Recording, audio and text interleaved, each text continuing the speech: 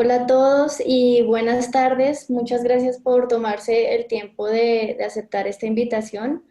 Eh, de antemano, pues quiero agradecerles por el tiempo. Quiero comentarles que en esta sesión vamos a hablar sobre lo que es la revisión de la literatura y el marco teórico. Ok, entonces, bueno, vamos a ir comenzando en lo que se van agregando más personas. Em, Les comento que este tema les va a servir tanto para si ustedes están haciendo investigación como tal de revisión de la literatura, como otro tipo de investigación de datos o fuentes o artículos que sean requeridas, por ejemplo, para hacer una caracterización de una población o una caracterización específica de un sector o de un área de conocimiento. Entonces, permítanme, les voy a compartir mi pantalla.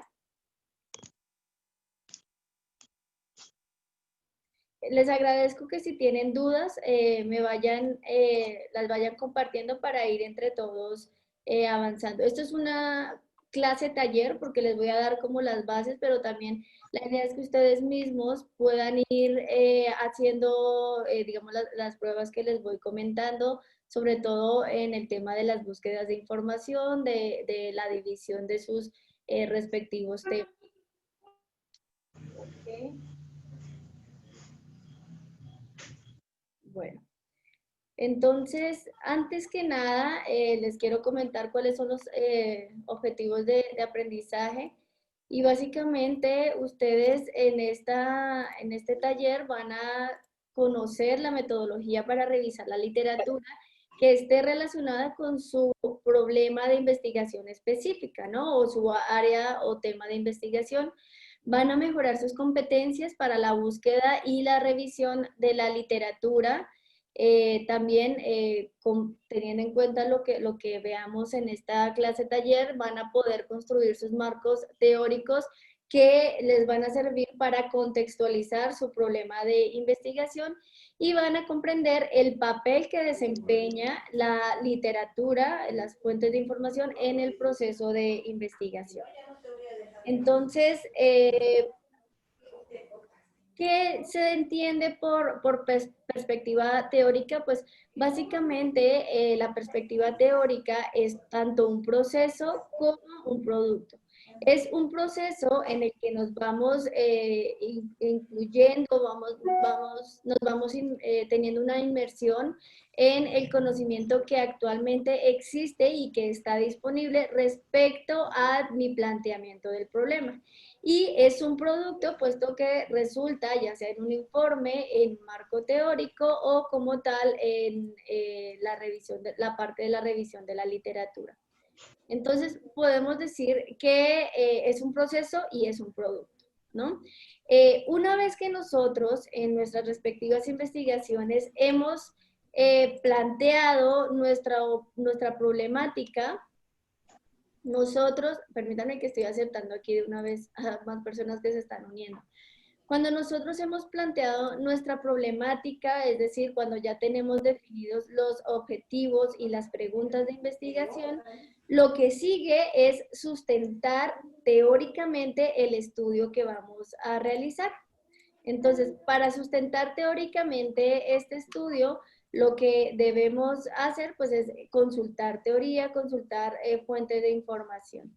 Entonces, básicamente la perspectiva teórica nos proporciona una visión de donde actualmente nos encontramos en el problema propuesto, ¿no? Y esto lo va a situar dentro de un campo o de un área de estudio en el cual nos vamos a mover. Es decir, nosotros un mismo problema lo podemos abordar desde diferentes áreas de conocimiento y cuando nosotros estamos haciendo investigación, nos vamos a definir en qué áreas o bajo qué marcos vamos a estar moviéndonos, ¿no? Es decir, cómo vamos a estar abordando nosotros el problema de investigación que ya hemos encontrado o que ya hemos optado por resolver.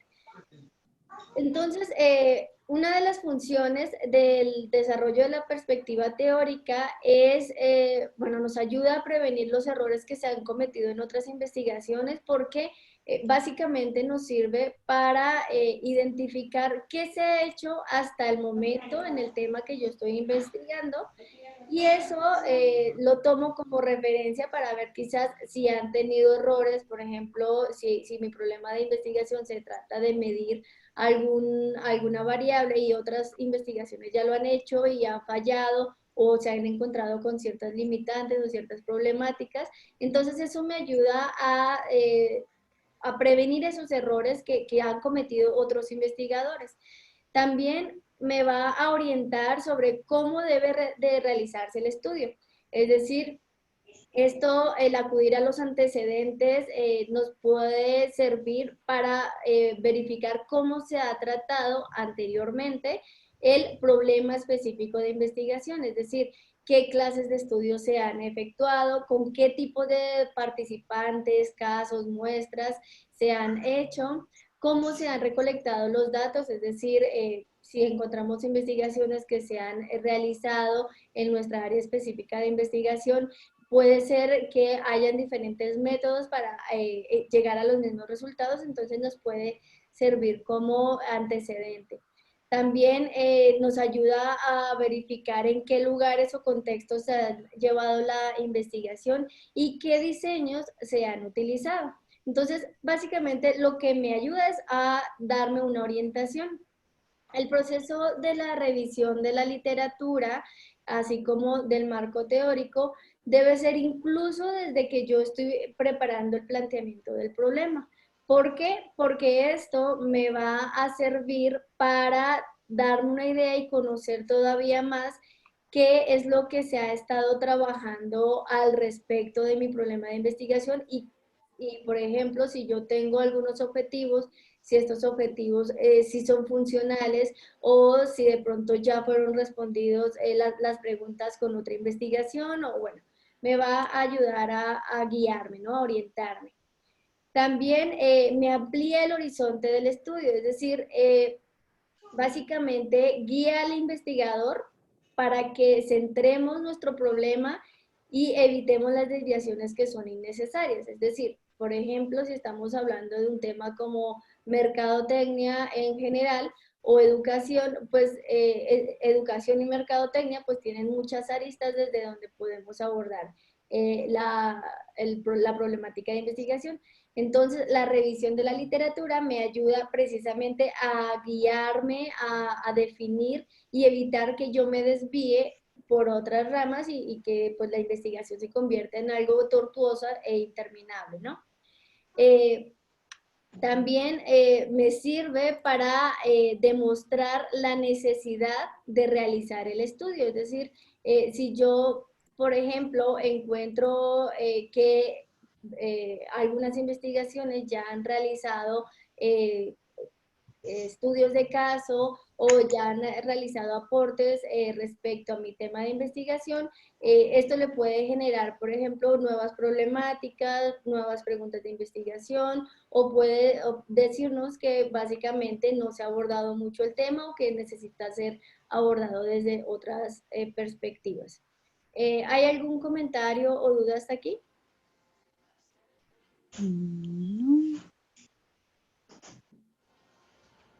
Ok. Sí, yo les enviaré este material por correo electrónico o en las plataformas. También nos sirve la definición de la perspectiva teórica para realizar hipótesis o afirmaciones.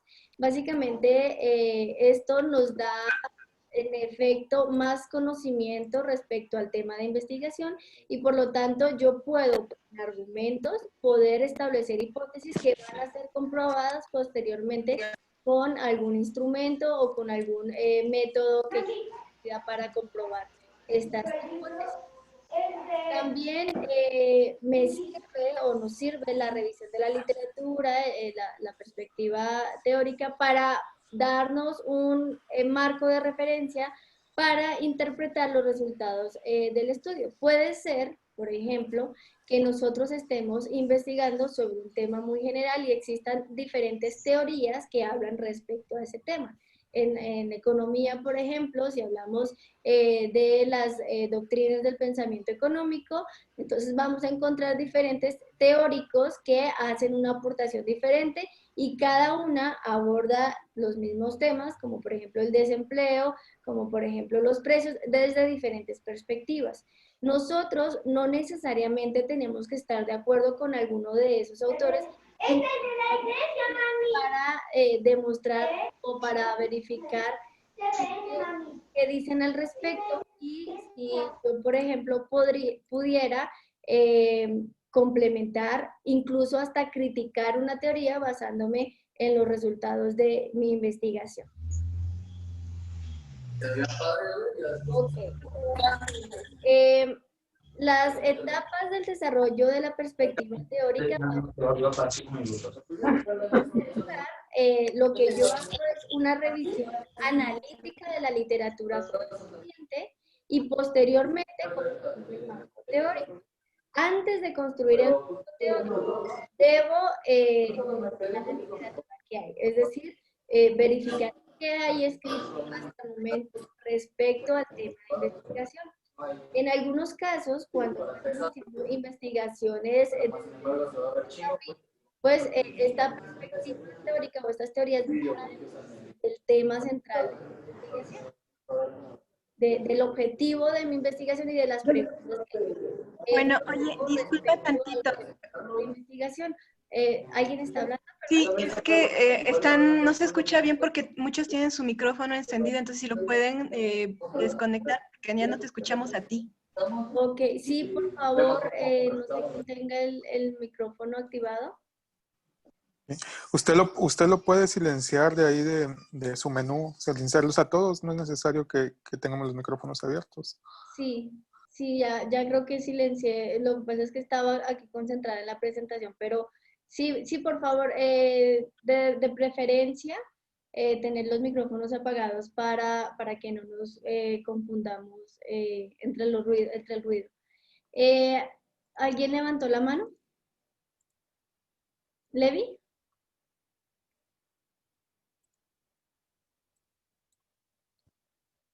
Bueno, creo que voy a seguir. Entonces, a ver, permítanme. Listo. Entonces, como les estaba comentando, básicamente el desarrollo de la perspectiva teórica tiene dos fases, ¿no? La primera es la revisión de la literatura correspondiente, la segunda es la construcción del marco teórico. En realidad, lo que muchas veces nos toma más tiempo es la revisión de la literatura.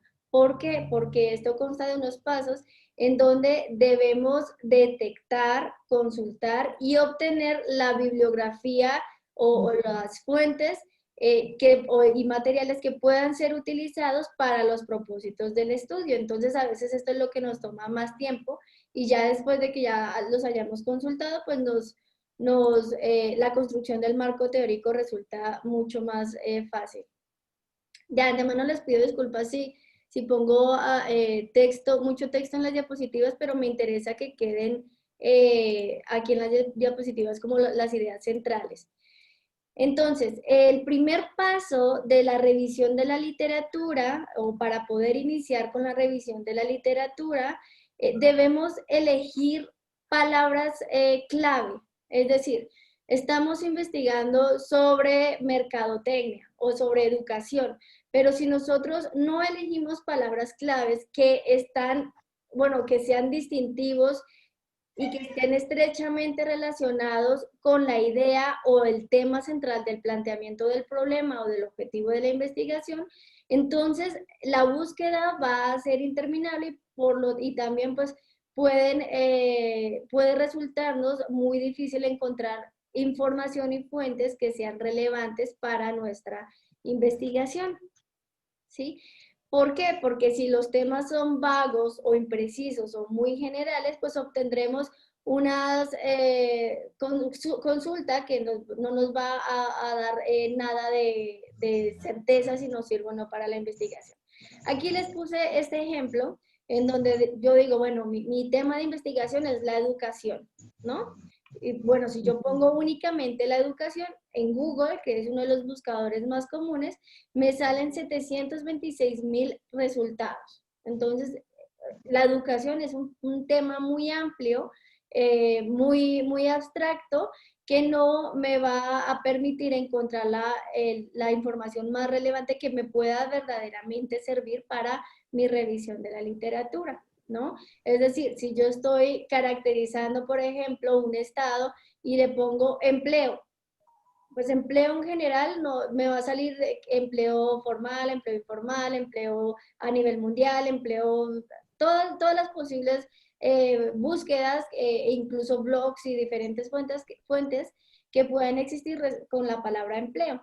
Pero si yo ya voy acotando mis palabras y que estén directamente relacionadas con mi investigación, por ejemplo, empleo en Guanajuato, empleo en Ciudad de México, empleo o tasas de empleo y todo más específico, pues ya los resultados van a ser mucho más eficaces. También es importante consultar las bases tanto en español como en inglés.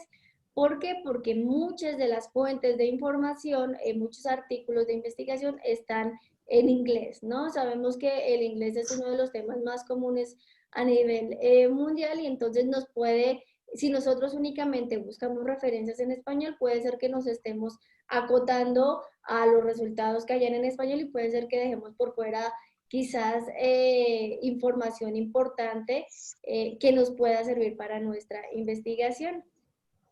Otro paso que podemos hacer cuando empecemos nuestra revisión de la literatura es asesorarnos con expertos en el tema para consultar fuentes primarias. Muchas veces, por ejemplo, nos interesa un tema en específico, pero no tenemos mucho conocimiento de teorías o literatura que exista al respecto. Entonces, sirve, si tenemos la posibilidad, acercarnos a personas que estén más involucradas con el tema de investigación y que nos puedan aconsejar qué literatura podemos tomar en cuenta para llevar a cabo nuestra investigación o por lo menos para iniciar, ¿no?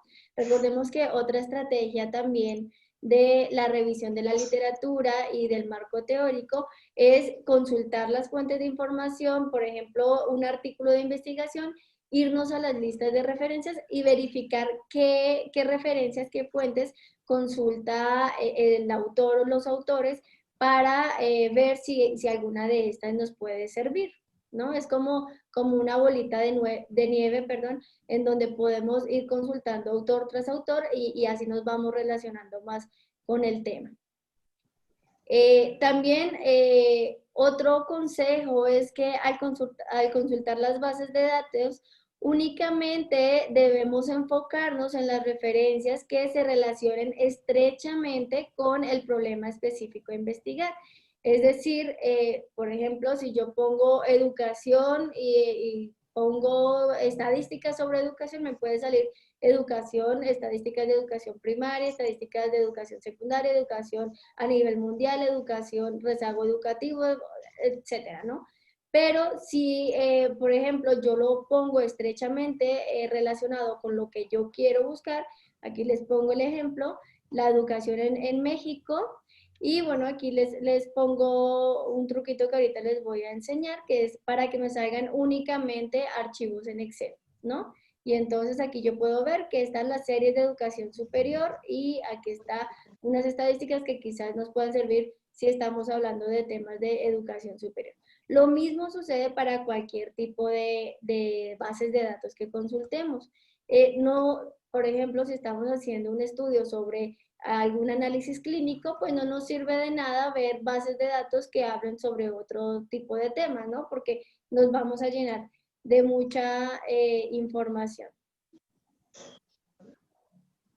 Entonces aquí les pongo algunos trucos que yo utilizo bastante, la verdad, para buscar información en Google. Google es uno de los principales motores de búsqueda. Existen otros, pero me parece que para quienes estén iniciando, sobre todo en temas de investigación, pues es muy importante saber cómo utilizar algunos, digamos, algunos instrumentos o herramientas que nos ofrece Google, ¿no? Por ejemplo, si yo pongo una palabra, pongo mis palabras claves de búsqueda en Google y después le pongo file type, dos puntos PDF, únicamente me van a salir los resultados en PDF. Es decir, que todas las ligas que me salgan en los resultados de esa búsqueda me van a salir en formato PDF. Lo mismo sucede si yo pongo la extensión doc, pongo la extensión XLS, pues me va a dar respectivamente únicamente resultados con formato Word o Excel. ¿Hay alguna duda hasta aquí?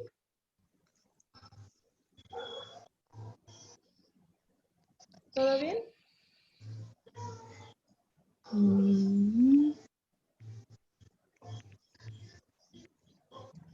Ok, muy bien. Entonces, otro truco, o más bien otro consejo también es cuando queremos únicamente encontrar archivos que sean estrictamente académicos, podemos utilizar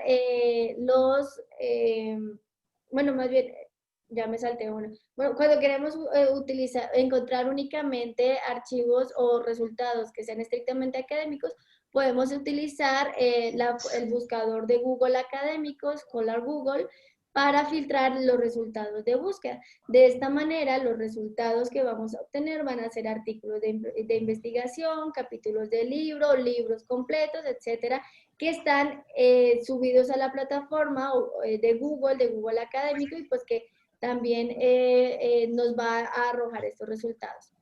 Otra opción, cuando nosotros queremos todavía filtrar más la información o los resultados que nos salgan, es realizar una búsqueda avanzada con los términos seleccionados, y pues vamos a utilizar el sistema booleano, que es AND, que en español sería y también puede ser con OR, que en español sería o, y NOT, que en español sería no.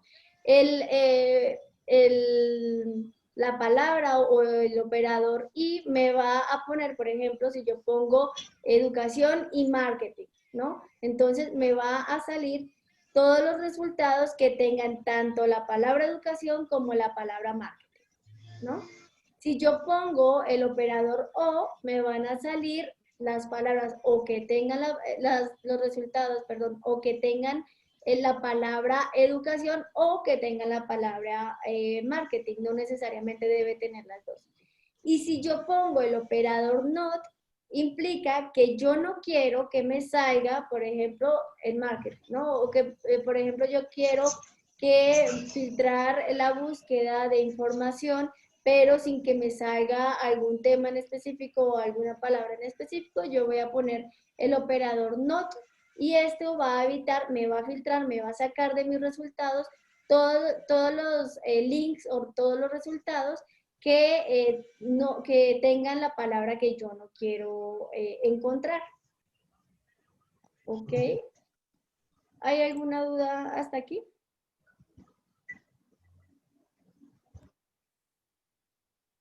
Bueno, esos son como trucos muy básicos para buscar información, pero la verdad es que son muy, muy funcionales.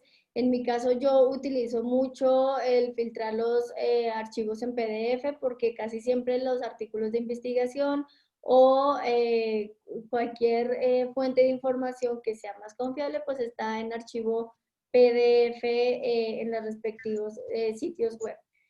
También, después de ya buscar la información que yo voy a requerir, es decir, ya después de buscar, por ejemplo, tengo mis palabras claves, hago la búsqueda, entonces comienzo a seleccionar las fuentes que sean de utilidad para nuestro marco teórico, y vamos a desechar las que nos sirvan.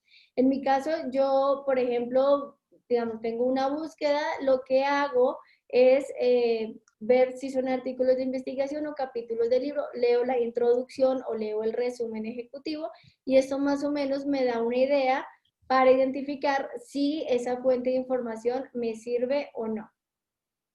Las fuentes primarias que son más utilizadas para realizar marcos teóricos, pues son los libros, los artículos de revistas científicas, los informes de ponencias o también los informes que son o trabajos presentados en congresos nacionales o internacionales. Hay otro tipo de fuentes que son las fuentes secundarias y básicamente las fuentes secundarias hacen referencia a cuando, por ejemplo, yo en mi trabajo cito a otra persona. Entonces, mi referencia es una fuente secundaria porque yo estoy citando a la fuente primaria. No sé si tengan alguna duda hasta aquí. ¿Todo bien? Bueno, entonces vamos a seguir con los consejos para organizar la información. Estos consejos no son tanto como una metodología que esté actualmente en los manuales de metodología, sino más bien es algo que con base en la experiencia me ha servido mucho. Y es que generalmente cuando estoy empezando a investigar sobre un tema del que no tengo mucho conocimiento, sino que empiezo a realizar una búsqueda exhaustiva de diferentes fuentes de información, lo primero que hago es crear un documento en Word en donde, por ejemplo, ordeno las ligas o los enlaces de la información que encuentro por año, bueno, por tema, por año y luego por autor y título. ¿Esto por qué? Por ejemplo, si yo tengo mi tema del cual estoy buscando información, como por ejemplo, no sé, la evolución de la educación. Entonces estoy buscando fuentes en este tema específico, entonces pongo el tema en específico. Ahora ordeno las fuentes por año del que fueron publicados. ¿Por qué por año? Porque es muy diferente encontrar artículos o fuentes de información que hayan sido escritas, por ejemplo, en 1995, a otros artículos de información que hayan sido escritos más adelante, por ejemplo, en el 2019.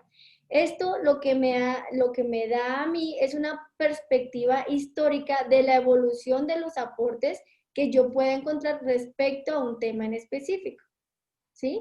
¿Por qué es importante ver la evolución? Porque puede ser que, por ejemplo, no es lo mismo para alguien que escribe, con un ejemplo actual, un artículo referente al aprendizaje digital hace 2 años a alguien que escribe actualmente un artículo que hace referencia a este tema en específico.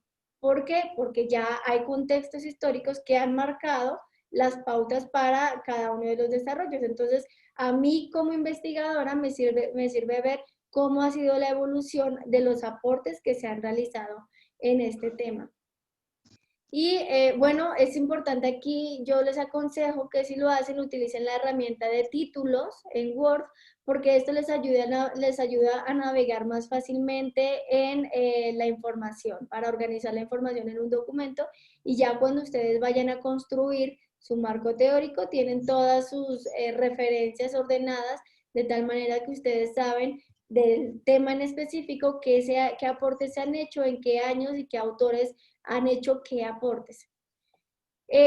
Lo segundo, después de organizar las fuentes de información, es comenzar con la lectura de las fuentes seleccionadas, de las fuentes que efectivamente sí están o tienen que ver con mi problemática o con mi tema de investigación. Entonces, lo que yo les aconsejo es empezar con la lectura e ir haciendo resumen de cada una de las fuentes encontradas. Muchas veces cometemos el error de confiarnos de nuestra memoria y entonces leemos una cosa y no hacemos resumen y luego leemos otra y no hacemos resumen y después para comenzar a redactar es más difícil citar, por ejemplo, a alguien que dijo o que tuvo una idea en específico, o es más difícil hacer referencia a algún tema en específico que yo encontré en la literatura, porque de lo que leí, pues ya no tengo conocimiento específico de qué autor hizo qué referencia, ¿no? Porque la idea igual es analizar varias fuentes de información. Esto, se recomienda que tan pronto vayamos empezando con la lectura, también empecemos de una vez con el resumen y que este resumen sea parafraseado. ¿Qué quiere decir parafraseado? Quiere decir que yo digo, por ejemplo, lo que en un documento dice, pero con mis propias palabras. ¿Esto para qué se utiliza? Para evitar el plagio y para evitar que los archivos o los documentos de investigación simplemente sean un copy-paste de otros artículos de investigación, sino que nosotros también podamos llevar un proceso de análisis y redireccionamiento de la información. Para quienes no tengan experiencia en investigación, se recomienda que hagan uso de las fichas bibliográficas. Si ustedes quizás no tienen ahorita un formato de fichas bibliográficas, yo se los puedo pasar. Pero, bueno, básicamente ahí vamos a poner los diferentes datos de mis fuentes que son consultados. Este formato, aquí les pongo una imagen del archivo de Word, es como yo les digo que en mi experiencia ustedes pueden organizar sus fuentes distribuyendo, por ejemplo, el tema 1, no sé, la evolución de la educación en México, el subtema 1, no sé, algo en específico de este tema, y aquí vamos a empezar por año de la publicación. ¿Por qué también es importante el año? Porque en un mismo año pueden haber más de 2 autores que hablan específicamente sobre el mismo tema. Entonces, también yo voy incluyendo inmediatamente la cita con las normas APA para de una vez ir adelantando trabajo, de tal manera que ya tenga incluidas las citas con el documento de Word. Y a partir de aquí ya comienzo a resumir o a anotar las ideas principales que aporta o lo que tiene que ver esa fuente con mi investigación, el aporte que yo puedo utilizar para mi investigación en específico. Aquí es muy importante porque no necesariamente todo lo que dicen las fuentes de información nos va a servir. Es decir, puede ser que yo encuentre un artículo que hable sobre mi tema de investigación, pero a mí lo único que me sirva sea, por ejemplo, su modelo de medición de la variable, ¿no? O alguna referencia que hace a la teoría. Entonces, no necesariamente voy a citar o voy a hacer resumen de todo el documento, sino únicamente de lo que está relacionado directamente con mi tema de investigación. Y por otra parte, las fichas bibliográficas básicamente deben cumplir con estos requisitos. Primero, debemos incluir el nombre o el título de la fuente, el título del documento, porque esto pues ya me da una idea más específica de lo que se va a tratar el documento, ¿no? Es muy importante que la información sea consultada directamente de la fuente original. Es decir, en caso de que nosotros hayamos consultado una fuente que cita a otra fuente, es más recomendable acudir a la fuente original. ¿Ok? En el tipo de documento, básicamente vamos a poner si es un informe, si es un reporte, si es una sección de un sitio web, si es un artículo científico, si es un libro, etc. Las fuentes deben ser confiables. No se recomienda, por ejemplo, que hagamos uso de fuentes de Wikipedia, de blogs personales o de otro tipo de fuentes que en realidad no son como arbitradas o no son fuentes oficiales de instituciones oficiales, porque no sabemos qué tan confiables son esas fuentes. Es decir, cualquier persona puede ponerse a escribir, a inventarse datos, pero no necesariamente eso llega a ser verídico, ¿no? Y sobre todo cuando estamos haciendo investigaciones que son serias, es importante verificar muy bien que la fuente sea confiable y que los autores, por lo tanto, también sean confiables.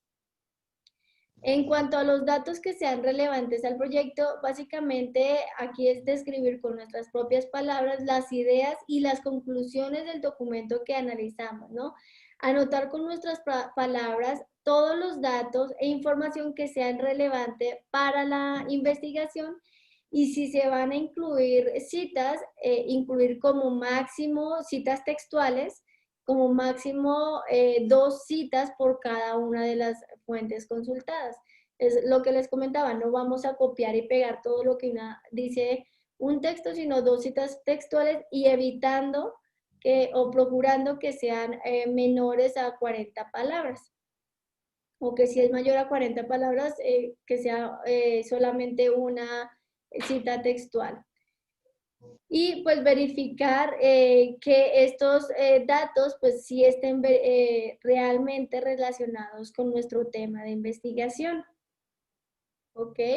En cuanto a los resultados de la observación, análisis e interpretación de datos, aquí básicamente vamos a anotar todas las observaciones o conclusiones que hayamos generado a partir de los datos o de la información que consultamos en cada una de las fuentes. Es decir, debemos escribir conclusiones que estén basadas totalmente en lo que se observa de los datos. Es decir, no vamos a hacer suposiciones ni vamos a presentar opiniones personales. ¿Por qué? Porque estamos únicamente sacando conclusiones exclusivamente de lo que observamos en las fuentes de información consultadas. Tenemos que, por ejemplo, evitar cometer errores de ortografía, cometer errores gramaticales, ser lo más claros y precisos posibles, tratar de que nuestras conclusiones no tengan errores de interpretación, es decir, que sean muy claras y que no puedan prestarse para malos entendidos, sino que la redacción debe ser muy correcta y muy clara. También pues debemos evitar incluir juicios de valor, evitar comentarios como es muy interesante o aprendí mucho o a mí me interesa o a mí me importa. ¿Por qué? Porque en realidad lo que estamos haciendo es analizar las fuentes de información, perdón, sin incluir información específica de nosotros. Perdón. Luego, también en las fichas de información debemos incluir fuentes de información, bueno, más bien de manera precisa, cómo se relaciona la fuente de información con mi investigación. Y por último, la referencia, esto lo vamos a hacer con las normas APA. ¿Hay alguna duda? Perdón, ¿hasta aquí? No. ¿No? No, Miss. ¿Todo bien? Gracias. A ver, voy a leer el chat. Ok, muy bien. Listo, perdón. Entonces, esto es por el lado de las fichas bibliográficas. No siempre tenemos que hacer fichas bibliográficas, sino únicamente cuando nosotros somos nuevos en la investigación. Y esto se hace precisamente para evitar que saltemos o que no incluyamos algún dato o que utilicemos información que no sea confiable.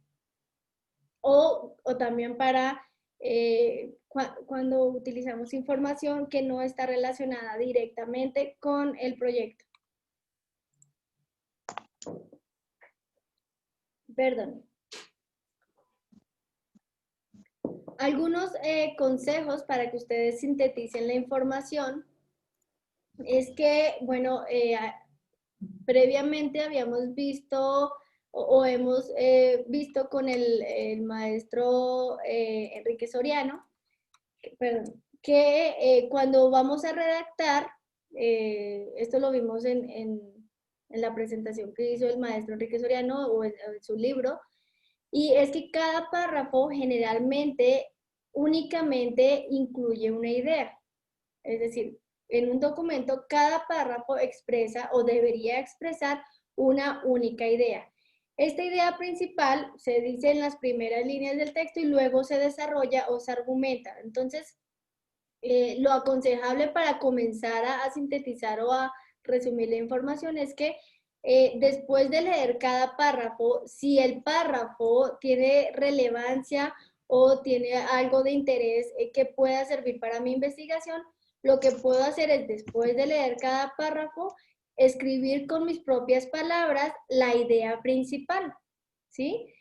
O de pronto la forma en cómo lo argumenta, pero efectivamente lo que vamos a hacer es escribir con nuestras propias palabras cuál es la referencia o qué idea principal es lo que está relacionado con mi proyecto y esto pues lo voy a incluir.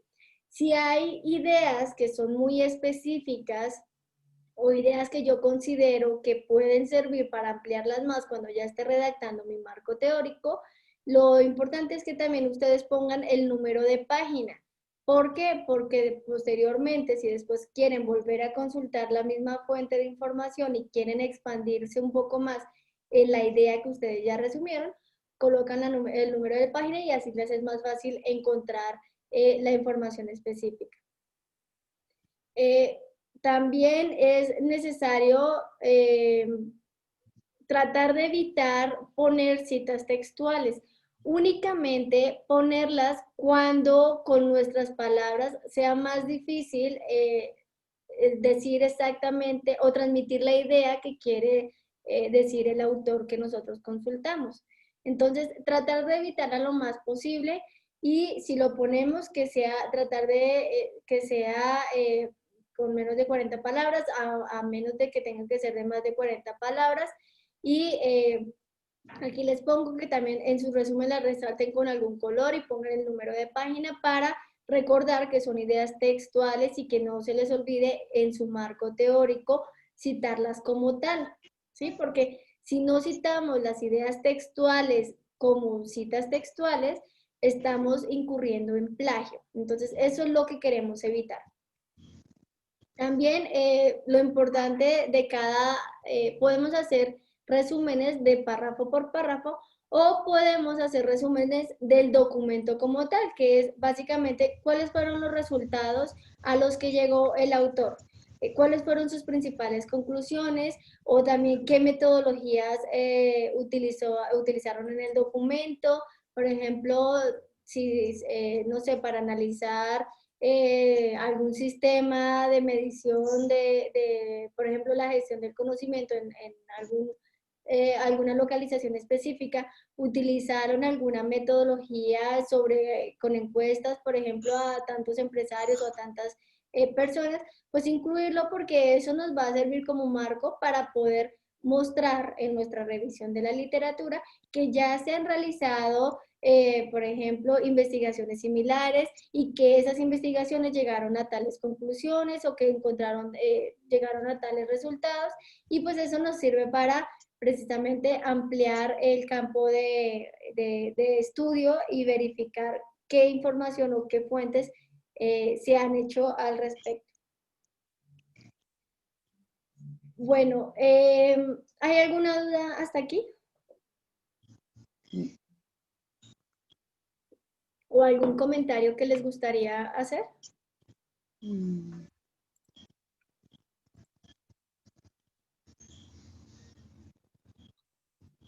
Del ejemplo, ¿de qué, Norma?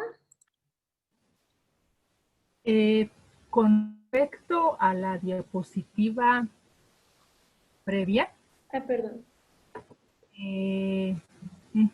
Es muy importante ser transparente y evitar la idea de plagio. ¿Podríamos tener algún ejemplo usable? Claro. En el caso de que perdón la interrupción. Yo estoy investigando sobre aprendizaje digital. Me estoy basando en alguna documentación de investigadores que ya han hecho la misma tarea o tareas similares. A la hora de yo estar leyendo sus aportaciones y para poder turnar esta tarea como se requiere en este proyecto, esta parte de las citas y esta parte de las referencias conforme a a la bibliografía según APA y todo esto, sería recomendable tener un ejemplo para evitar que se dé a entender otra cosa. ¿Sí me explico? Claro, claro que sí. Bueno, de hecho ahorita vamos a continuar precisamente con las normas APA y les voy a poner un ejemplo de cómo se cita con cada una de los tipos de citas que hay. Pero si me permiten, les voy a compartir un ejemplo de la ficha de información, de las fichas bibliográficas. Aquí nomás para que vean un ejemplo de llenado, ¿no? Tenemos el tema principal, que es la educación terciaria a nivel mundial, ¿no? El año es el 2017, la fuente es el Banco Mundial y el título del documento es World Development Indicators. Entonces, esta es mi ficha de bibliografía, ¿no? Tengo mi ficha bibliográfica y aquí tengo el título del documento. Tengo el título del documento. Luego, el tipo del documento es un reporte anual publicado en el sitio oficial del Banco Mundial. Luego sigo, el autor es el Banco Mundial. ¿Por qué? Porque es un autor corporativo, ¿no? Que presenta este informe. Los datos relevantes al proyecto. Entonces, por ejemplo, tengo estos datos que básicamente lo que voy a tomar de esta fuente específica es esta tabla que después la voy a realizar yo, ¿no? Entonces, es esta tabla y voy a anotar además los datos de ese informe que se relacionan específicamente con mi proyecto. Por ejemplo, el porcentaje de personas que ingresan a la educación terciaria ha incrementado en las últimas 2 décadas en los países de América Latina. Eso no me lo estoy inventando yo, sino que lo tomo con base en el documento que fue consultado. ¿Sí? Por ejemplo, Sí. Chile y Puerto Rico son los países con un porcentaje mayor de estudiantes que ingresan a la educación superior, ambos con un porcentaje mayor al 80% en 2013. Aquí pongo el número de página. ¿Por qué? Porque estoy poniendo específicamente datos muy específicos, valga la redundancia, y posteriormente cuando yo esté escribiendo mi marco teórico, yo lo puedo escribir tal cual, copiar y pegar y simplemente le pongo la cita con el número de página.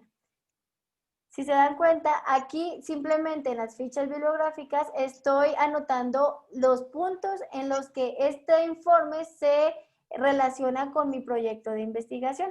No anoto o no hago un resumen de todo lo que dice el documento, sino únicamente lo que para mí, para mi tema de investigación, me parece relevante. Ahora, los resultados de la observación hacen referencia a lo que yo, analizando estos datos, puedo observar.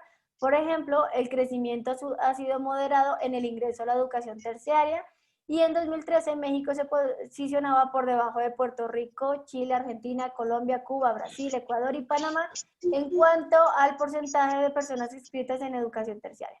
¿De dónde saco yo esta información? De las fuentes de las gráficas. No me lo estoy inventando, sino que lo estoy tomando como referencia de estas fuentes. Posteriormente, en el documento de mi marco teórico, aquí le voy a poner la cita. Banco Mundial 2013. ¿Verdad? ¿Por qué? Porque yo esta observación la estoy haciendo con base en esta fuente en específico. Y aquí básicamente digo por qué o en qué se relaciona esta investigación con mi proyecto o esta fuente con mi proyecto, perdón. En este caso se compararon los datos oficiales publicados por la SEP en el Sistema Nacional de Información de Estadística Educativa con estos datos, ¿no? Y las referencias de estilo APA pues sería el Banco Mundial. En este caso se pone en inglés porque el documento está en inglés. Y se pone la fuente en específico. Esto es un ejemplo de llenado de una de las fichas bibliográficas. Como les comento, esto únicamente es necesario hacerlo si no estamos tan familiarizados con el tema. Si ya estamos familiarizados, podemos evitarnos la ficha bibliográfica y continuar aquí con los resúmenes ya directamente que nos van a servir posteriormente para construir el marco teórico. ¿Sí? Ahorita continuamos igual con las citas para ponerles ejemplos específicos de cómo citar. Listo. Voy a dejarles de compartir y ahora les comparto nuevamente mi pantalla. Entonces, antes de continuar con lo de las normas APA, muchas veces hay dudas de, bueno, yo ya sé cuál es mi idea de investigación, pero ahora no sé qué teorías investigar o cómo voy a construir mi marco teórico de qué se va a tratar. Hay dos métodos y son muy similares, la verdad. Lo único diferente es la forma en cómo se presentan. El método de mapeo es básicamente elaborar un mapa conceptual de palabras claves y abordar la revisión de la literatura en cada uno de los aspectos identificados. Mientras que el método de índice es, en vez de hacerlo con el mapa conceptual, es nosotros ya con la información que tengamos respecto al tema en específico, desarrollar un índice tentativo del marco teórico y vamos a ir colocando información dentro de cada lugar correspondiente al esquema. Este segundo método es similar al que yo les muestro aquí, que básicamente yo construyo el índice y después voy agregando información relacionada con cada uno de los temas y subtemas. Pero les voy a mostrar un ejemplo. Este es un ejemplo de mapeo. Entonces, el tema de investigación, supongamos que es la gestión del conocimiento y la productividad en el cultivo de brócoli de Guanajuato. ¿Qué voy a hacer? Voy a hacer un mapa conceptual. En este caso hice de los 3 temas principales, ¿no? ¿Qué temas o qué palabras claves específicas están relacionadas con mi tema? En este caso tengo gestión del conocimiento, es una, productividad y cultivo de brócoli de Guanajuato, ¿no? Esta parte de cultivo de brócoli de Guanajuato, esto es lo que yo voy a caracterizar. Es decir, parte de mi revisión de la literatura se va a encargar de caracterizar el cultivo de brócoli a nivel México, a nivel nacional, a nivel... Y otra parte va a ser de Guanajuato, es decir, ¿por qué estoy escogiendo a Guanajuato para hacer el sector agrícola en Guanajuato? Pero si yo estoy diciendo que mi tema es gestión del conocimiento y productividad, implica también una relación entre estas dos variables o entre estas dos palabras, ¿no? Entonces, otro tema va a ser cuál es la productividad y su relación con la gestión del conocimiento. O viceversa, la gestión del conocimiento y su relación con la productividad. Entonces, a partir de este mapa, de esta división de palabras claves, yo voy a crear como unos subtemas, que básicamente es, voy a definir el tema de gestión de conocimiento, a ver qué teorías hay al respecto, y si hay modelos de medición de la gestión del conocimiento. Lo mismo para el tema de la productividad de manera general, y en el caso, como yo voy a hacer en este ejemplo específico, de investigación, la productividad en el cultivo de brócoli, no es una productividad, por ejemplo, en el sector industrial, sino en el sector agrícola. Entonces me voy a centrar específicamente en otro subtema que va a ser la productividad en el sector agrícola. Y los modelos de medición o instrumentos para medir la productividad. Y en el tema de productividad y su relación con la gestión del conocimiento, pues vamos a ver cuál es la relación de estos dos conceptos en el sector industrial y en el sector agrícola. O puedo dejarlo únicamente en el sector agrícola. Entonces, este es un pequeñísimo ejemplo. Podemos hacer mapas conceptuales más amplios, pero lo que nos dice es que vamos a dividir nuestro tema central por subtemas. Y cada subtema lo vamos a dividir por aspectos específicos que voy a investigar de cada tema. ¿Sí? Y partiendo de este método de mapeo, voy a comenzar a investigar. Entonces, empiezo concepciones más bien el concepto de gestión del conocimiento. ¿Qué teorías, qué trabajos hay al respecto de gestión del conocimiento? Y así comienzo a dividir mi marco teórico o mi búsqueda de información. El método de índices básicamente es, en este caso lo puse aquí como un mapa conceptual, pero para que no se viera muy, digamos, muy largo. Y esto también puede servir como método de mapeo. Yo simplemente, como les comento, son muy similares, lo único que cambia es la forma en cómo se distribuye. En este caso, el tema es de mi tesis de maestría, el ejemplo, porque bueno, lo hice así porque lo conozco más. Entonces, el tema es ciclo económico y política económica de Estados Unidos y Alemania en un periodo en específico y de una teoría en específica. Ahora, ¿cómo construyo aquí mi marco teórico? Primero, ¿de qué estoy hablando? Política económica. ¿Cuáles teorías hay sobre política económica? Entonces, doctrina sobre el pensamiento económico. Y luego el subtema, keynesianismo y monetarismo. Son subtemas de una parte que está relacionada. Ahora, la otra variable o palabra clave de mi tema de investigación es ciclo económico, ¿verdad? Entonces aquí voy a poner teorías sobre el ciclo económico, principales aportes. Pues, bueno, aquí nomás puse estos, pero en mi documento sí puse varios más, en donde puse, bueno, cuáles son las teorías del ciclo económico y qué aporte hacen a la teoría cada uno, qué dicen cada uno. Y específicamente, como estoy hablando de este periodo en específico, pues pongo las teorías de las crisis. ¿Por qué? Porque, bueno, creo que aquí escribí del 2007 al 2016. En este caso, era teoría sobre las crisis porque estaba analizando la crisis del 2007, aquí me equivoqué con el número, y entonces yo lo que quería explicar era cómo se diferenciaban cada una de las crisis, ¿no? En esto, y por eso un tema central también eran las crisis. Y luego, como voy a hacer una comparación entre dos estados, pues también tengo que encontrar teorías sobre la investigación de capitalismo comparado, ¿no? Es básicamente, a lo que les quiero mostrar con esto es que del tema vamos a como a desmenuzarlo, ¿no? Vamos a decir, Estoy bueno, ocupada. vamos a decir, bueno, ¿qué vamos o qué temas vamos a ver específicamente para poder llegar al objetivo de mi investigación?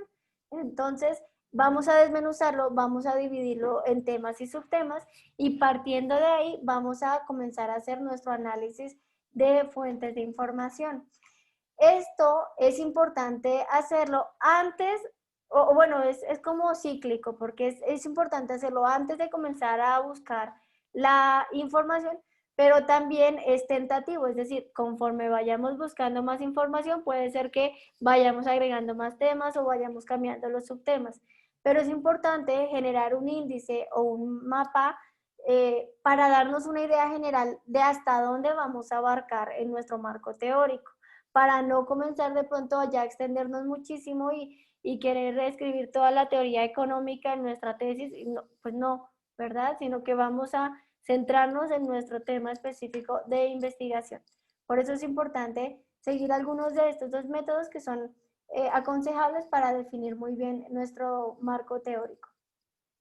Y luego de que ya hemos buscado la información, de que ya sabemos cómo va a estar redactado, bueno, cómo va a estar estructurado nuestro marco teórico, lo que sigue es redactar el marco teórico. Algunas reglas que yo considero importantes para redactar un trabajo de investigación son, en principal lugar, está manejar un lenguaje adecuado. ¿Qué es un lenguaje adecuado? Tratar de evitar modismos, como por ejemplo, no sé, aquí en un modismo pues está muy padre, ¿no? Eso no lo vamos a utilizar en una investigación porque si queremos que nuestra investigación sea de clase mundial, por decirlo así, por lo menos si lo hacemos en español, tratamos de evitar modismos para que sea un español más coloquial. También se aconseja hablar en tercera persona, es decir, tratar de evitar, y eso para ustedes que están redactando principalmente, que de una vez lo empiecen a redactar de esta manera. Tratar de evitar el hablar de, nos pareció que nuestro compromiso o nuestro PIB, o me parece que es muy importante, es decir, tratar de evitar hablar en primera persona y es mejor hablar en tercera persona. Por ejemplo, se espera que el crecimiento económico sea del 3%, o se concluyó en este trabajo que el crecimiento o que la educación en México tiene tales cosas, ¿no? Se habla en tercera persona. Aquí les pongo estos dos ejemplos. Vamos a evitar juicios de valor, tratar de evitar, me parece muy importante o no sé, es súper enorme la contribución que hizo porque en realidad los juicios de valor, tanto como las exageraciones que son innecesarias, crean un poco de distorsión y pierden la objetividad con la que debe ser escrita el documento, ¿sí? Puede ser incluso que desde nuestra perspectiva algo no sea correcto, pero vamos a tratar de simplemente mostrarlo con estadísticas, demostrarlo, argumentarlo, sí, pero tratando de evitar juicios de valor y mejor mostrando estadísticas, mostrando fuentes, mostrando datos, ¿no? Esto para darle un carácter más científico y evitar sesgos de valor o sesgos de opiniones. Ahora, ¿hay alguna duda hasta aquí? ¿O algún comentario que les gustaría hacer?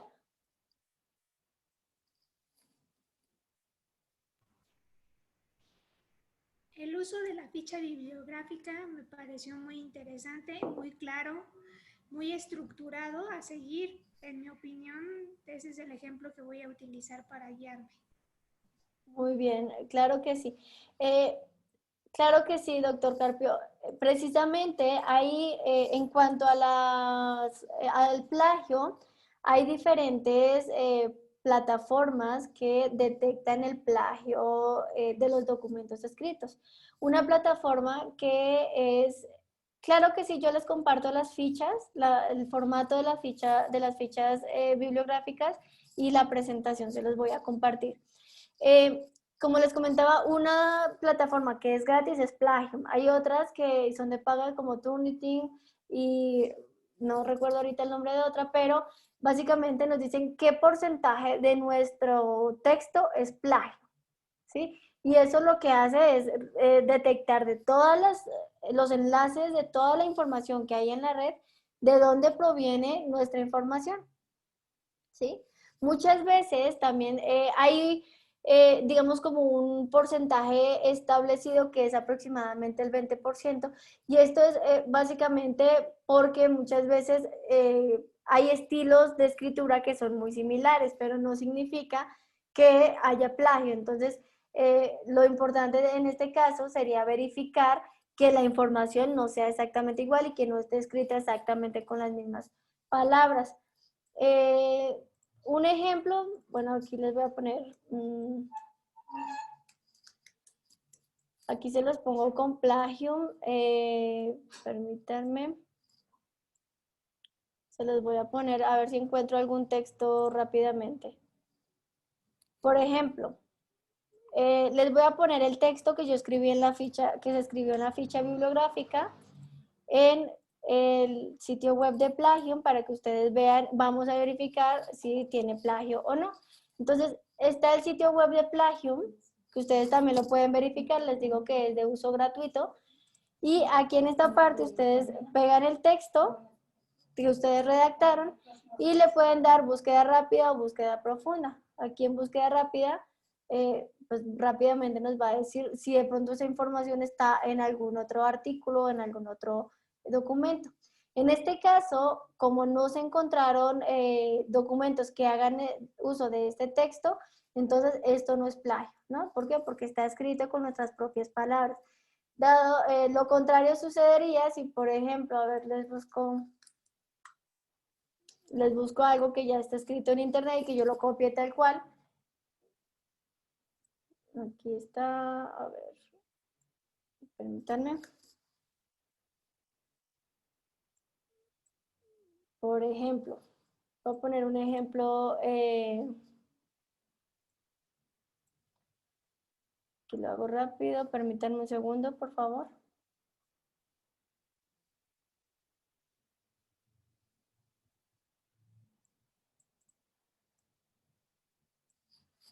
A ver, se los voy a compartir aquí. Entonces tenemos lo mismo, borramos y copiamos, ¿no? Supongamos que esto lo escribimos nosotros, pero lo copiamos y lo pegamos de un documento de internet. Entonces aquí está buscando y nos va a decir qué porcentaje de texto, o más bien qué porcentaje tiene de plagio mi texto. En este caso está buscando, vamos a ver cuánto me dice que tiene de plagio.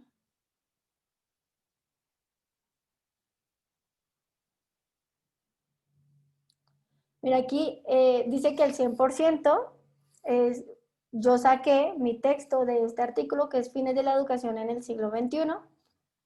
También de aquí, si se dan cuenta, aquí toma exactamente de todos los enlaces de todos los sitios web de donde, en donde está este texto.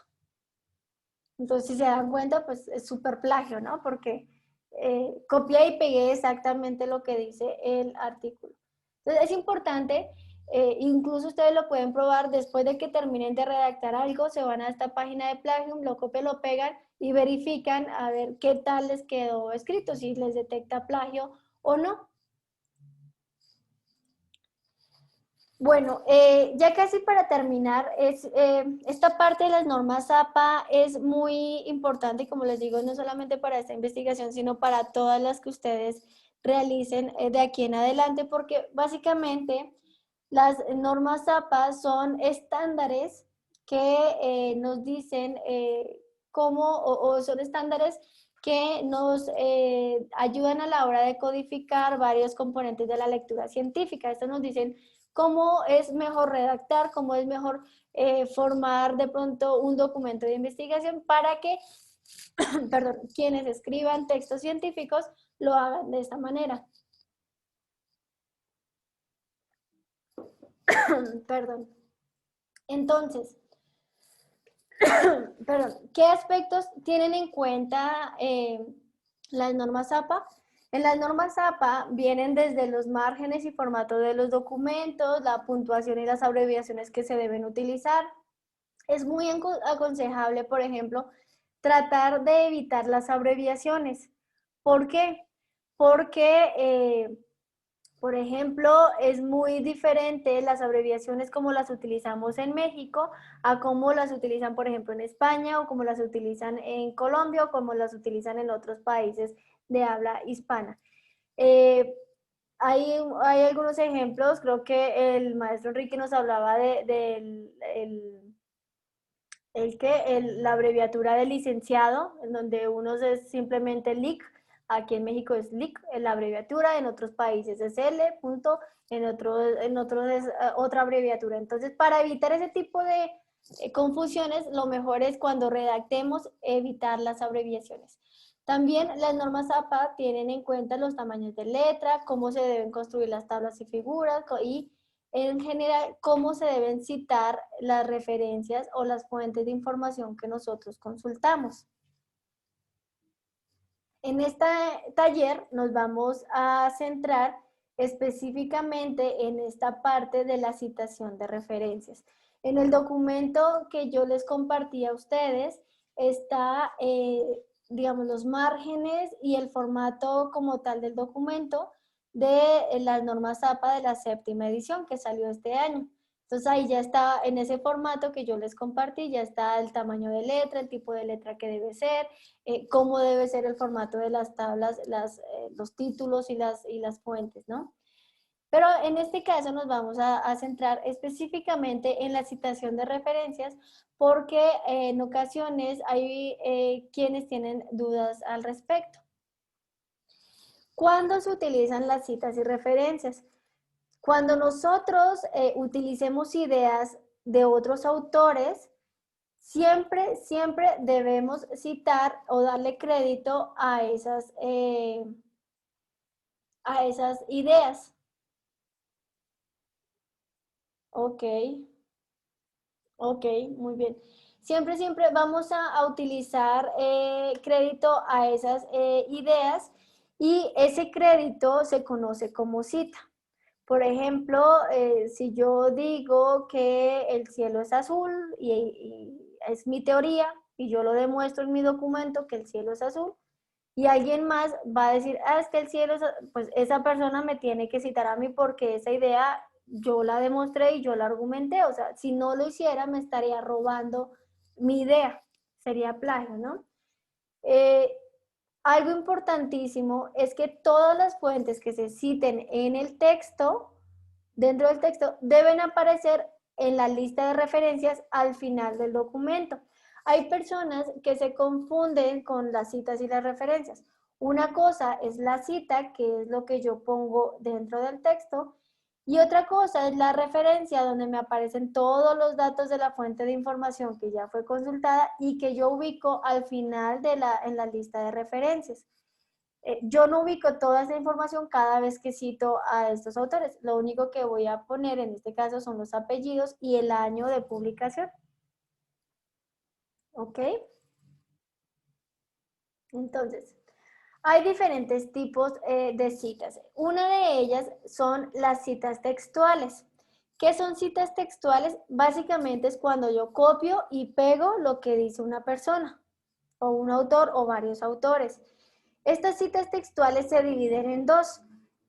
Las citas textuales con menos de 40 palabras y las citas con 40 palabras o más.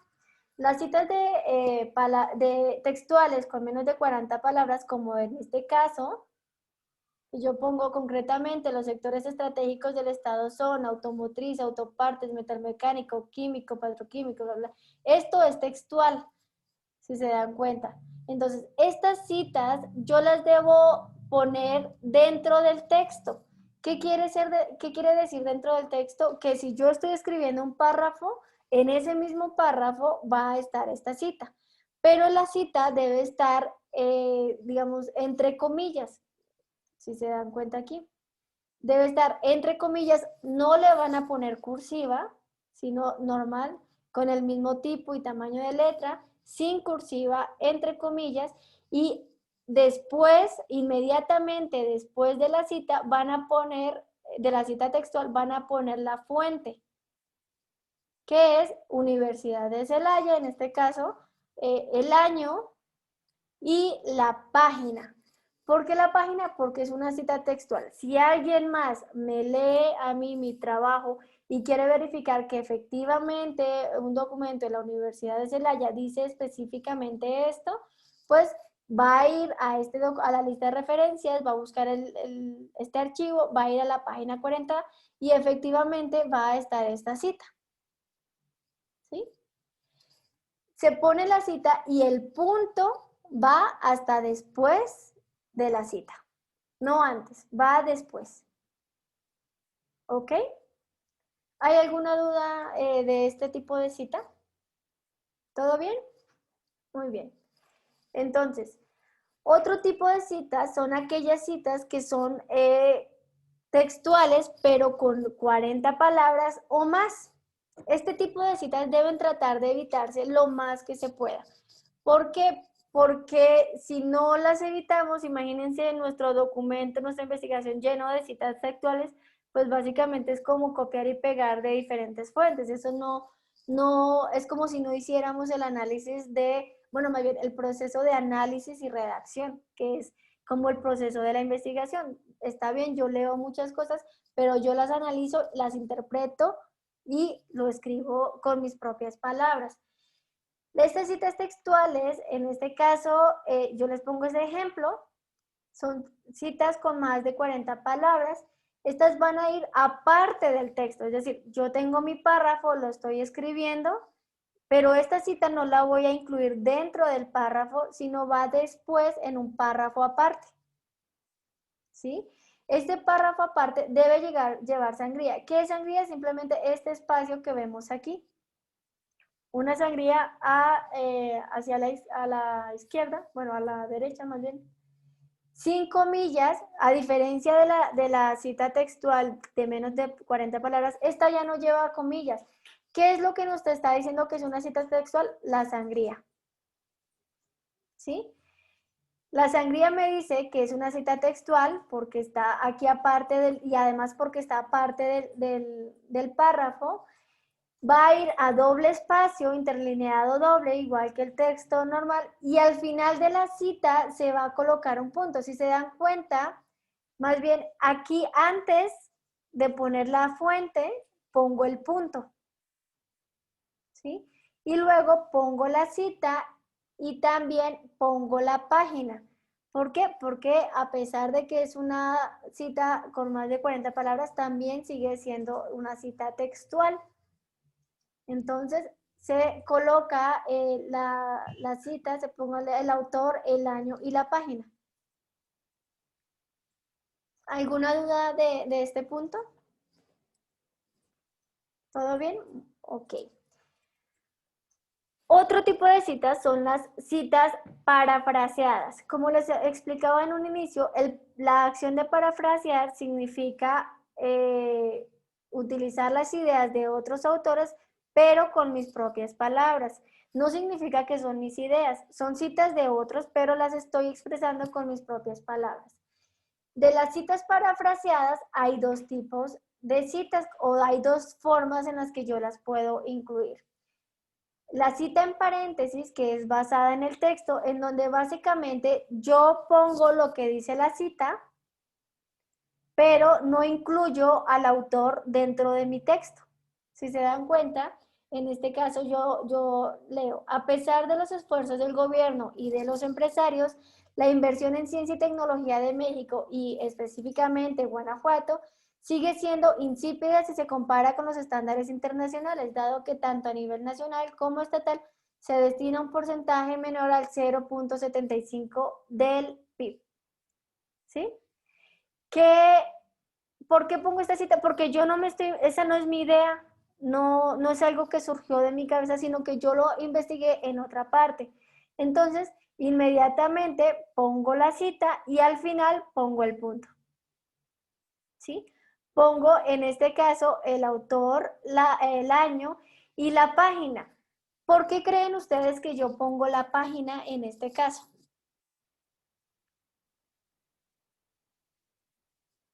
Revisar para irte al texto. Por el dato puntual que se está poniendo del punto 75 del PIB. Exactamente. Más que para revisar por este dato puntual, ¿sí? Porque imagínense que este es un informe de 200 páginas.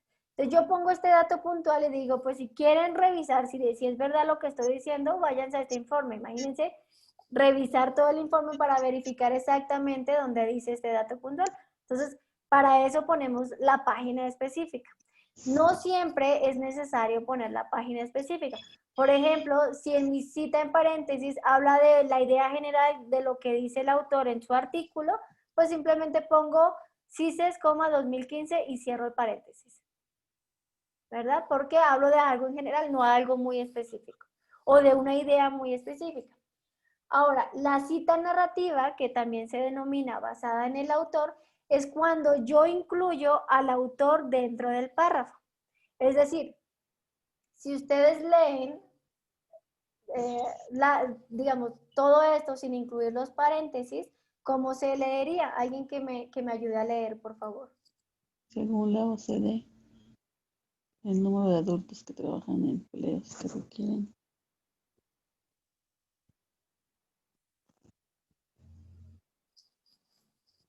Según la OCDE, ¿Sí?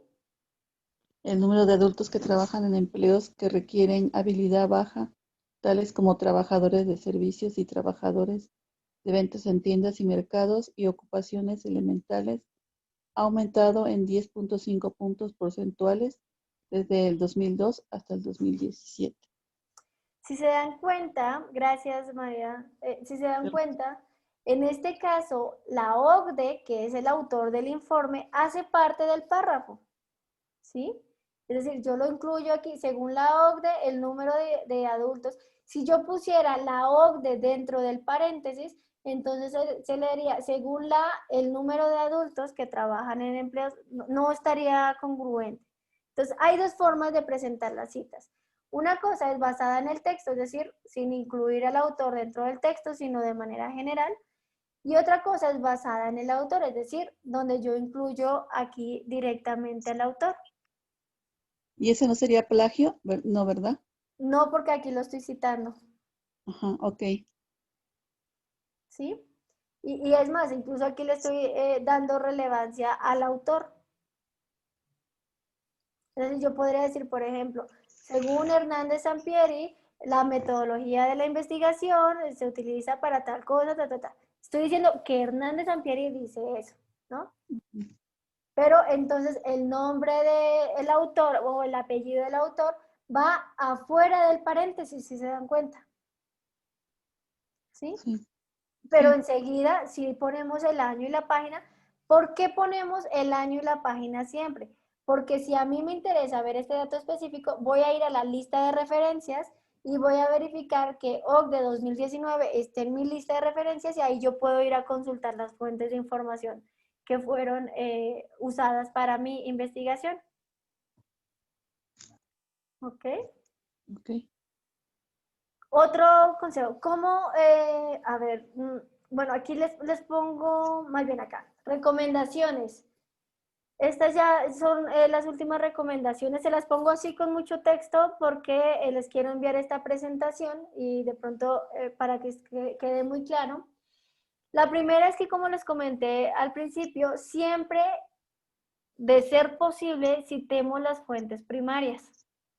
Es decir, que si en un libro o en un artículo un autor X cita a otro autor, yo prefiero ir a buscar a este autor y citar específicamente lo que dice este autor Y.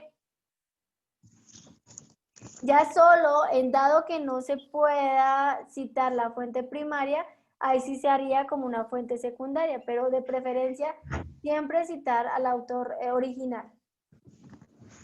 ¿Sí? También vamos a evitar la subcitación. ¿Qué es la subcitación?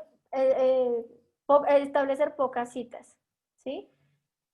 ¿Por qué, ¿por qué la subcitación? Porque esta conduce al plagio, porque si, por ejemplo, yo pongo en el texto ideas que quizás saco de otros documentos, pero no pongo la cita, estoy dando a entender que eso es idea mía. Otra cosa es que yo ponga la cita y a partir de lo que leo yo interpreto y analizo y ahí sí eso sí puede ser con mis propias palabras y yo puedo, digamos, como que analizarlo y escribirlo así. Pero si no, tengo que citar. Pero también demasiadas citas puede ser un distractor para el lector. Un ejemplo de sobrecitación es repetir varias veces la misma cita si no hemos cambiado de tema ni de fuente. Por ejemplo, estamos en un mismo párrafo hablando sobre la evolución de la educación y estamos hablando exactamente de lo que dice X autor. Y en este párrafo digo la idea principal y luego continúo en otro párrafo argumentando un poco más de la idea inicial, pero no hemos cambiado de autor, ¿sí?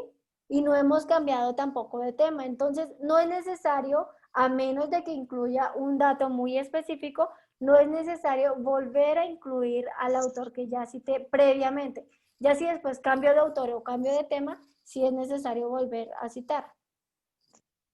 ¿Sí? Sí. También, si hay citas del mismo autor y el mismo año, que pasa muy frecuentemente con, por ejemplo, los autores corporativos como el Banco Mundial, el Fondo Monetario Internacional, el Banco de México, etcétera, que sacan muchos informes, pero en el mismo año, lo que debemos hacer es diferenciar las citas agregándoles una letra minúscula. Es decir, por ejemplo, aquí tenemos Osa Escobar, el mismo año, el mismo autor, pero diferentes fuentes. Entonces lo que hago es, a una le pongo la A la otra le pongo la B, y de tal manera que cuando yo lo cito dentro del documento puedo diferenciar a qué texto hace referencia, si al A o al B. ¿Sí? Porque si no lo ponemos, simplemente imagínense, va a decir Escobar 2000, pero yo no voy a saber si ese Escobar 2000 hace referencia a este primero o a este segundo. Entonces, sí es bueno ponerles las letras. Lo de las fuentes secundarias es lo que yo les comentaba. Cuando sea necesario, es decir, cuando ya no encontremos las fuentes primarias y sea muy difícil, por ejemplo, acceder a los libros o a las fuentes primarias, vamos a citar o vamos a incluir las fuentes secundarias. Entonces, aquí les pongo un ejemplo. Si se cita, bueno, si se lee un trabajo del autor Pérez, 2020, en el que se cita al autor Rodríguez del año 2014, ¿el autor original aquí cuál es? El Rodríguez. Rodríguez, exactamente. Porque Pérez está citando a Rodríguez del 2014. Pero resulta que no podemos acceder a esta fuente de información. Entonces, lo que debemos hacer es citar al autor primario. Es decir, vamos a citar a Rodríguez 2014, ajá, seguido de cómo se citó en el autor secundario. Exactamente. Y solamente el trabajo del autor secundario va a aparecer en la lista de referencias. Entonces, en este caso, yo les pongo este ejemplo. La cita APA quedaría Rodríguez, si fuera, digamos, como dice Rodríguez, abre paréntesis, coma, 2014, coma, como se citó en Pérez a 2020, asegura que no todo lo que brilla es oro, ¿no? Es un ejemplo. Esta es la cita. Si se dan cuenta, Rodríguez es el autor primario. Yo cito a Rodríguez, pero aquí digo que se citó en Pérez. ¿Sí?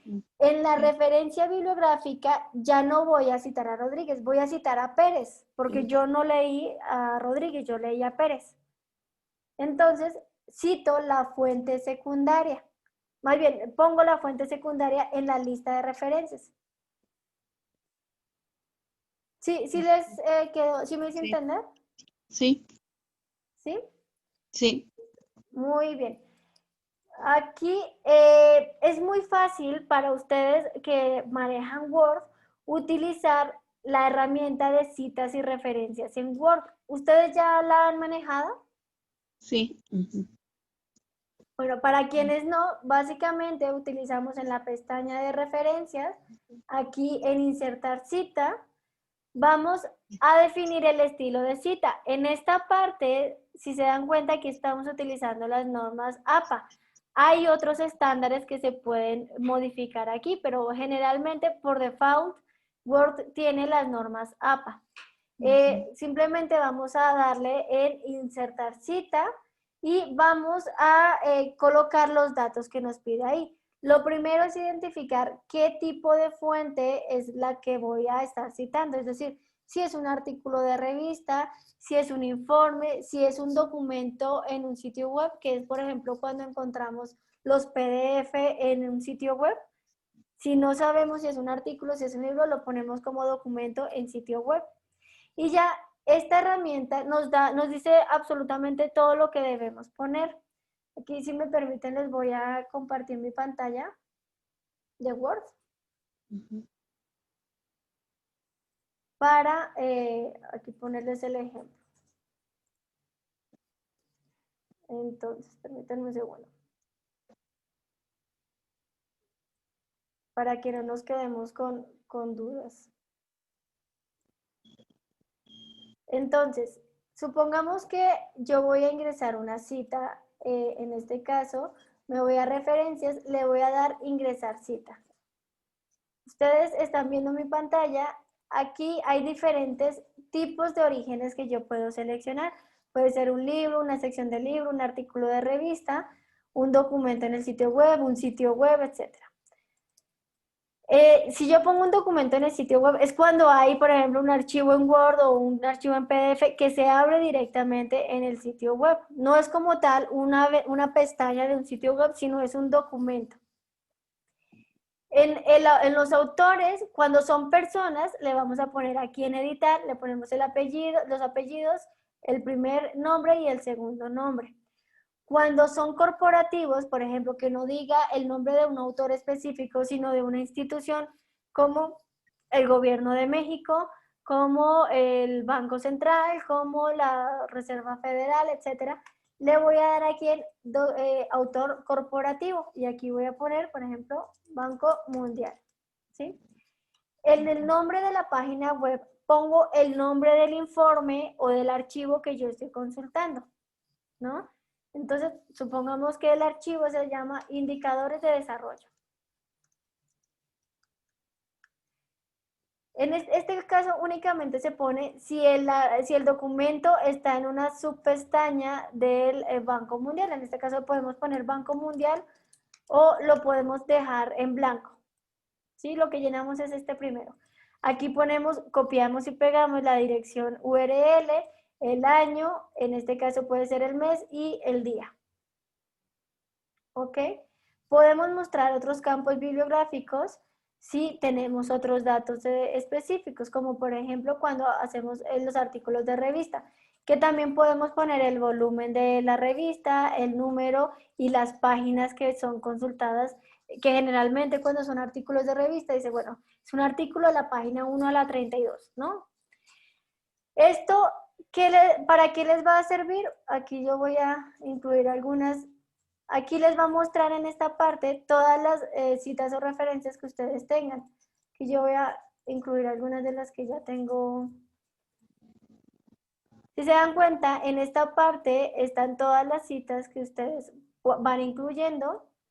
Si quieren, por ejemplo, decir según INEGI, bueno, según el INEGI, si quieren incluir esta cita, le van a poner aquí doble clic, INEGI 2018. Como ya escribo aquí INEGI, no puedo escribir aquí otra vez INEGI. Le voy a dar en esta pestañita, le voy a editar cita y oculto o suprimo el autor y el título, de tal manera que me quede únicamente el año. ¿Sí? Según el INEGI 2018, el número de bla, bla, bla. ¿Sí? Aquí ya voy redactando. O por el contrario, si escribo el texto y al final quiero agregar la cita, también se puede hacer. Le doy doble clic y le pongo el punto al final. ¿Esto por qué es mejor hacerlo así? Porque si yo actualizo, por ejemplo, cualquiera de las fuentes, no tengo que actualizar, si es un documento, imagínense, de 40, 50 páginas, no tengo que actualizar cada cita que yo puse de esta fuente, sino que actualizo únicamente esta fuente, la actualizo y ya se actualiza mis citas y todo el documento. Al final, para incluir la lista de bibliografías, voy igual a la pestaña de referencias, en bibliografía o trabajos y tal, le doy aquí en citar y aquí está mi lista de referencias. Si se dan cuenta, esto ya lo hace automático. Entonces, yo considero que es una manera más práctica y más fácil de manejar las normas APA y evitar errores. ¿Sí? Sí.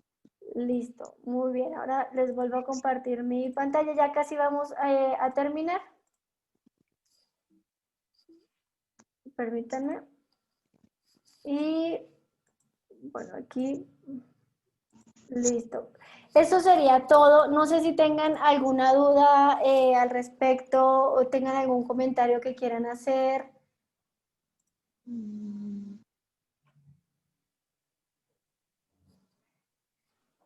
O Sí, Sí, dime, Gabriela.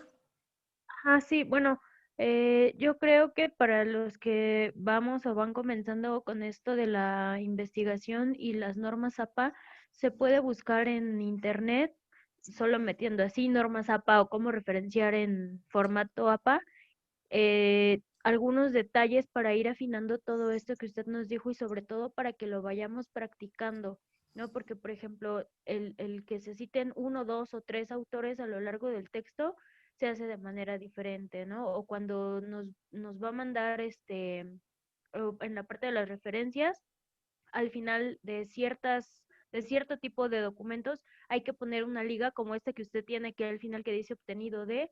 Entonces creo que para que podamos ir practicando esos detallitos o tener otros ejemplos, es importante que podamos seguirlo buscando en internet para que al final las referencias pues nos queden homogéneas y nos ahorremos trabajo, porque es como de lo más minucioso que hay que hacer y quita muchísimo tiempo. Sí, de hecho, por eso también aconsejo mucho utilizar el documento en Word, porque básicamente las mismas referencias se van adaptando según al archivo, o más bien al sistema de Word que uno maneje. O sea, tienen siempre las mismas, digamos, características, pero se van adaptando. Y sí, específicamente, como dices, si tienen dudas, lo mejor para aprender a citar es comenzar a hacerlo, ¿no?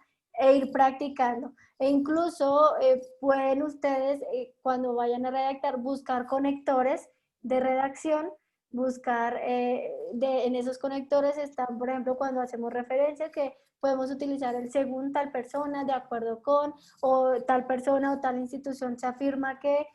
Todo esto nos va a servir como herramientas para comenzar a redactar y también para comenzar nosotros mismos a analizar la información, ¿no? Porque, por ejemplo, decimos, bueno, esta estadística o esta información o este archivo dice tal cosa y esto, bueno, está relacionado con la investigación porque implica que esto y esto otro y así vamos a ir perfeccionando el uso de las normas APA.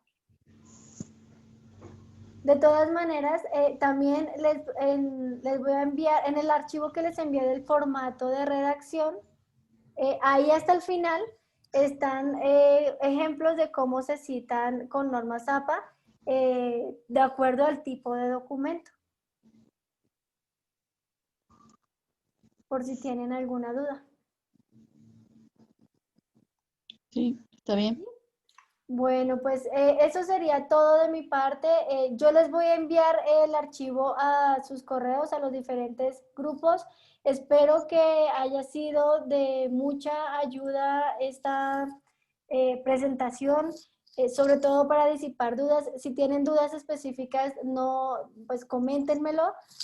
Ya tienen mi correo, hay algunos que tienen mis datos de contacto, para que podamos homogenizar y podamos avanzar en las investigaciones que ustedes estén haciendo y en la propia investigación que estamos haciendo de manera colaborativa.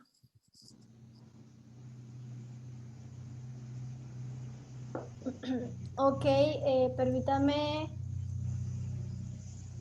María Guadalupe. Ok, yo le agrego la información. Bueno, Gracias. listo. Eso sería todo. Muchas gracias por su tiempo.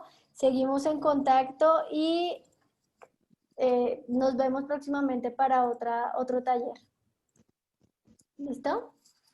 Gracias. Hasta luego. Adiós. Adiós. Adiós.